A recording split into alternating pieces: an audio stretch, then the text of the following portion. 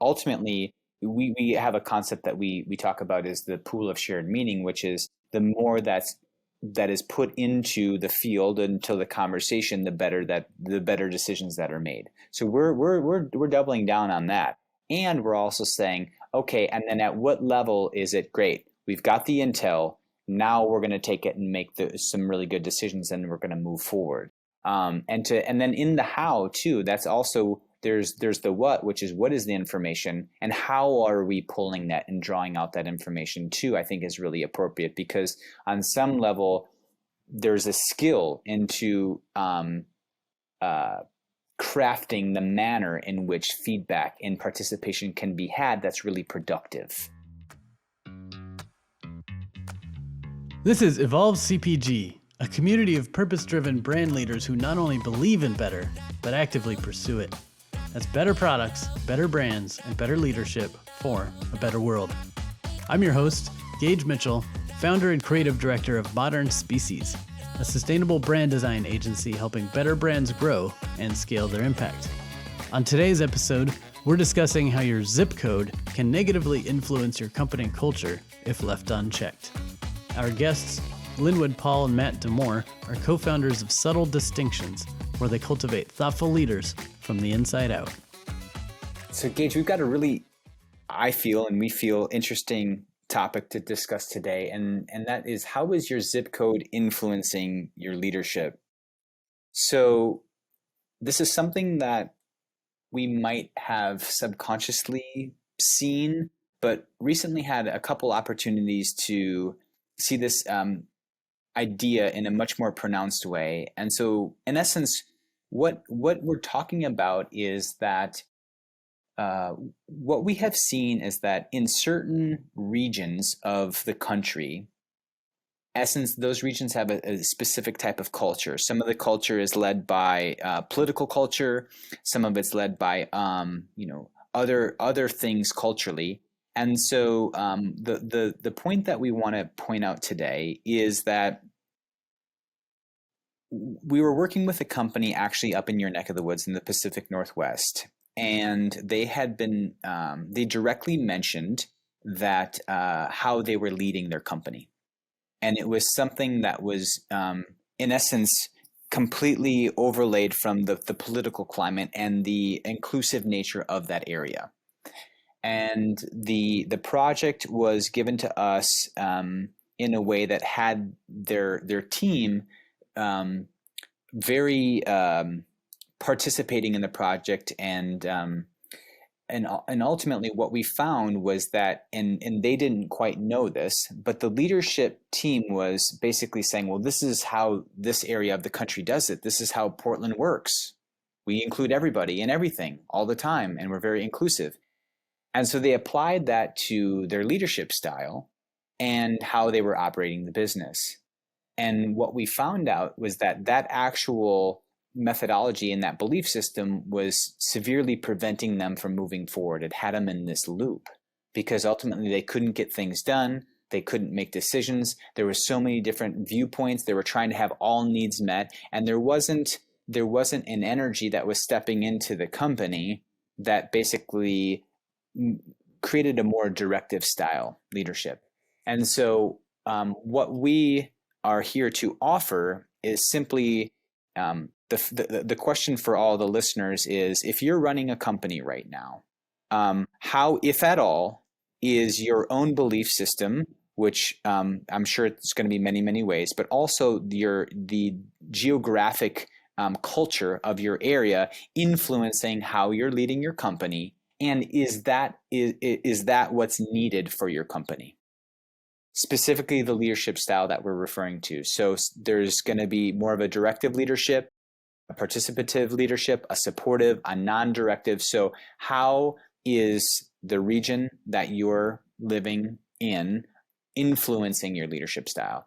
And I think that you might be surprised how that is directly influencing your specific style of leadership. And for us, is that the best way? So just introducing this concept that others might not be thinking, and this specific company was incredibly surprised to to come to the conclusion and understanding that it was the exact opposite of what they needed. And so we're not here to share what way is better or not. That is not what we're talking about. We're talking about simply having a perspective and an awareness of how, if at all, that is influencing your leadership style.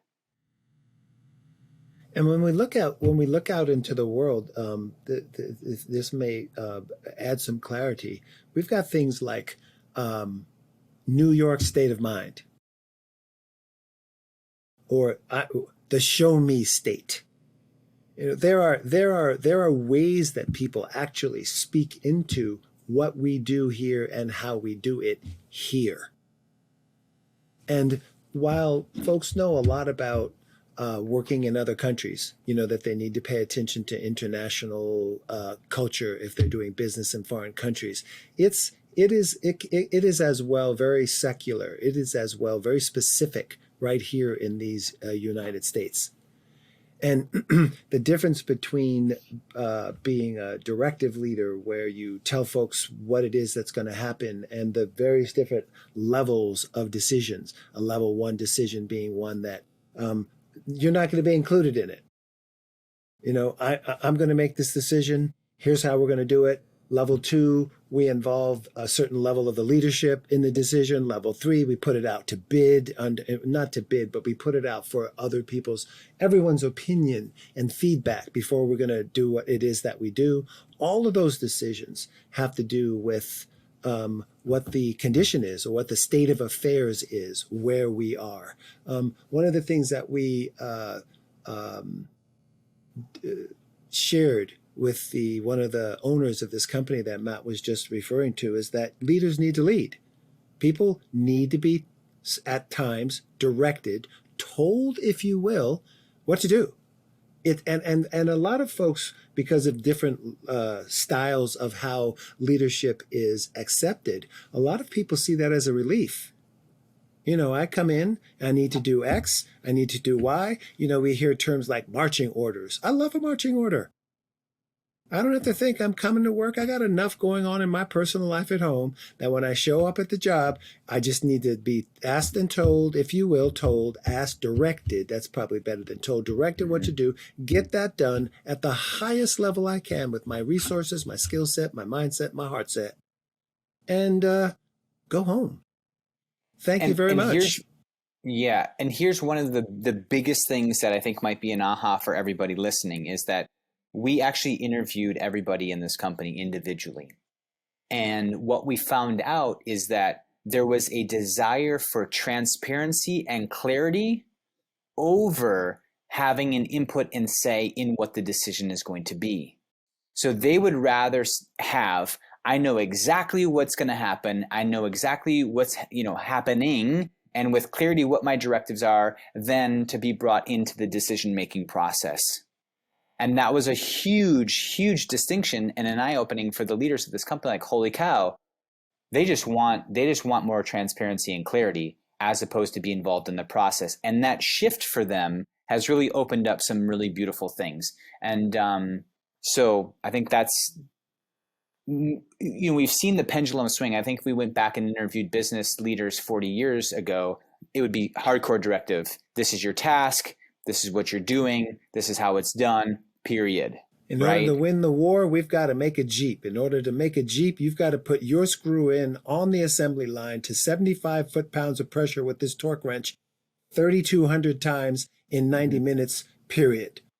And now we have swung the pendulum all the way potentially to the other side where it's, and I'm going to say that there's so much empowerment that there isn't a single driving, I don't want to say force, but there isn't that sense of deep leadership because we're trying to be so inclusive.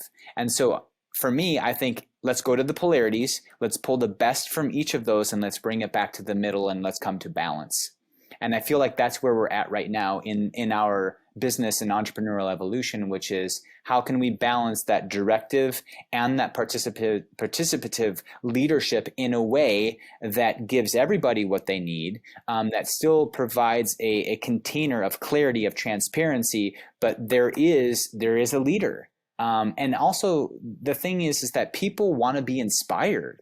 People, a great leader inspires people, and that really steps up and owns that. So I think just really balancing and understanding potentially what's needed within your organization and how to blend in these different leadership styles is really important, and to see how that's being influenced by your geographic region and culture. Yeah, we found from these people, they were hollering for, let us in on the what, because we don't need to develop what the what is. We talked analysis by paralysis, or paralysis by analysis, right? I mean, keep asking people, what do you need and what do you want and what do you have happen and blah, blah, blah, blah, blah. It's like, ready, aim. It's like, come on now. let's get something done here. It feels like that sometimes. So when we say zip code, we're really talking about attention, whether it's regional or whether it's coming from your idea of things. Zip code means to pay attention to the factors that are in play in the condition that you're operating your business in. Beautiful. And what I think is interesting too is that you're pointing out exactly that it's not that one system is always better. It's that you might be automatically operating based on local cultural norms that aren't actually benefiting the specific business or decision you're trying to make. Mm-hmm. And one example that I heard a while back is, I'm not even going to guess which country or region because I can't remember and I don't want to get it wrong, but in the piloting world, there's, a main pilot and a co-pilot, and most cultures allow the co-pilot to call out the pilot if they think they're wrong. And that means safety is great because you got two brains working and they both get a say on something. But there are a couple, some cultures where they actually have a lot higher record of plane crashes. And what are finding is that a lot of it's due to that local culture where you're not allowed to question the boss. So the co-pilot might see the boss doing something wrong, or a gauge on the plane that's going crazy or whatever, but they're not allowed to speak up culturally. And therefore the plane is going to crash because the co-pilot didn't speak up and say anything. So in that particular case, you need more input. You need a little bit more level hierarchy, or lack of hierarchy in some of those cases. Whereas in other situations, and this one is less local, but I also saw some case studies about like investment firms, for example, that investment firms that have more diversity on the team, aka more input from different backgrounds and different education systems and even different social networks, perform a lot higher than the investment firms that are just a bunch of white dudes at the top that all came from the same culture and, have a much more hierarchical system and just think that are right all the time. There's a total difference in performance there. So it's interesting that sometimes getting more input is beneficial for your business, and sometimes getting less input is better, And I would say too, and that's exactly right, Gage, is I think ultimately we have a concept that we talk about is the pool of shared meaning, which is the more that is put into the field, into the conversation, the better decisions that are made. So we're doubling down on that. And we're also saying, okay, and then at what level is it great? We've got the intel. Now we're going to take it and make some really good decisions, and we're going to move forward. And then in the how too, that's also there's the what, which is what is the information and how are we pulling that and drawing out that information too, I think is really appropriate, because on some level there's a skill into crafting the manner in which feedback and participation can be had that's really productive. Nice. You said I want to just land hard on something. There is no one system that works. Please hear us clearly. We're not suggesting directive over participative. We're not suggesting autocratic over supportive. We're saying that the zip code and how you're looking at it is intentional. It is crafted. It is known, and it can change from condition to condition, from contribution to contribution in an organization or in a business based on what's happening right here and now. More intention versus AUT-O-matic. So to go back to that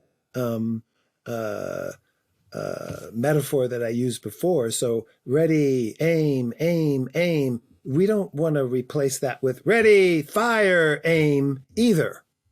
Yeah. And I realize, I think I might have misspoke in my earlier two examples saying they were opposite from each other, but I realized in both of those examples, it was better to have more input. But to flip that on its backside, I've done a lot of work in the nonprofit world, and I feel like that's kind of the opposite, where they take too much time to deliberate and have to get consensus across too many people who can never agree, that nothing ever gets done. So that would be an example, I think, where nonprofits would benefit from having a little bit more of authoritarian kind of leadership style versus the complete democratic, like everyone gets a say and we won't move forward until everyone agrees kind of situation, at least in my experience. I'm sure not all nonprofits operate the same. Exactly right, Gage. Exactly right, Gage. Our job was in the job that Matt was referring to was to design a retreat that the owners of the business could deliver to their people. Because we're in this virtual world, we couldn't get there. They wanted to run something in person as they're kind of coming out from working virtually, pandemic caused. And what we heard from more than several people was, we do not want to do this thing and just keep talking and talking about what it is that we need to do. So, yes, they talked a lot about things. They came up with a priority listing of what needed to take place in the organization. So there was this intentional balance of what we need to talk about and what too much talking is. And that is the main example, I think, of these people who own this organization being aware of the zip code that they were in as it relates to what was needed. Mm-hmm. And one last share from me, Gage, is that what we also heard is that too much processing without action actually creates a worse result than just too much action. So that hyper processing in a way that's just like, oh, great, here we are again having the same darn conversation. So what's new? And now they just completely check out because they haven't seen things be put into action. And so I think my overarching message is everything comes down to being balanced. Just like, you were referencing the nonprofit potentially for the for-profit, and there's like the whole notion of balancing purpose and profit, right? And there's these associations of potentially, oh, nonprofits have this big heart and this and that, and yet potentially they might look at for-profits and say, oh, they're evil, they're a big corporation, they're just hungry for money. And it's like, well, you have to be fiscally responsible, and how about socially abundant as well, and really kind of come together. So I think we're applying that same concept to this notion of leadership, which is how can you really be inclusive in a way that does capture all the ideas and greatness of the team, because you can extrapolate so much more benefit from others. But then when and where is the time and place to step in and then kind of create more of an action-based directive leadership? Yeah. And I like the kind of phrasing of this, the zip code, because we've all seen how Silicon Valley culture can really result in some really bad things that end up in some bad PR and companies suffering because of it. But at the same time, I think you could also describe it almost as like a default ingrained culture in your industry sometimes too. Like we were just saying, like, for sure, sometimes the default nonprofit methodology isn't always the best way to go, but also the default corporate methodology isn't always the best way to go. Yep. And that's what's beautiful about this more benefit corporation kind of movement that's happening, is they took kind of what's best about both industries and merged them together, because they chose to step up and question which methodology they wanted to follow and which would serve them best. So it kind of fits into this theme of don't just do what your local or industry culture is telling you to do. Question it to see if that's actually serving you. Perfectly said. Perfect. Love it. Awesome. Well, thank you both again for coming on and sharing some beautiful wisdom bombs. I feel like I come up with a new perspective and and great new ways to help my own business or clients' businesses every time we chat. So I appreciate it. And I used a non-peace metaphor there with the ready, aim, fire thing. And so let's do live in peace. Yeah. And you said bomb. So let's clean. What's going on here? All that. Let's clean all that up. We need to question this culture. Let's live in love and peace and that's great. Love and peace and balance. I love it. Thanks, Gage. Thank you both. Thank you, Cheers. Gage. Thanks for listening. If you'd like to learn more about Linwood, Matt, or their company, go to subtledistinctions.com. Business can be a powerful force for good. Is your brand living up to its full potential? Visit evolvecpg.com to learn about our new workshop, Exponentially Good, to scale your impact exponentially. Subscribe to our podcast and YouTube channel for more innovator interviews, expert advice, and leadership discussions. If you like this episode, leave a heart, thumbs up, or review, and share it with your colleagues. As an ever-evolving show, we also love feedback, so send us your thoughts or ideas for who we should talk to next to evolve@modernspecies.com.